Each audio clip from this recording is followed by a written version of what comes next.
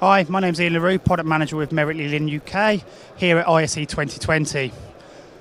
Here we have a Control 4 layout where I'm going to show you our deep integration of our products.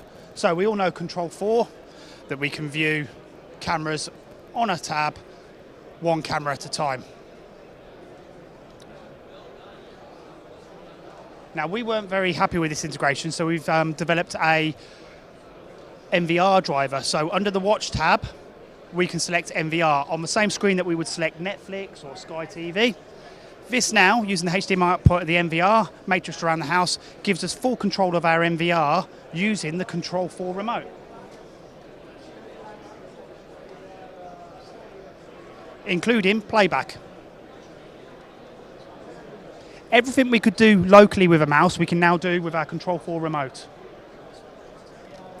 We've also integrated our LPR cameras into this. So if you look at camera number 7, it's not my fault, camera number 14, I'm going to hold up a number plate on that camera and we trigger an alarm. Not only have we triggered an alarm here, we've told our control system to turn on a light, give us an alarm and move a PTZ camera into a position. For more information, please visit meritlylin.com.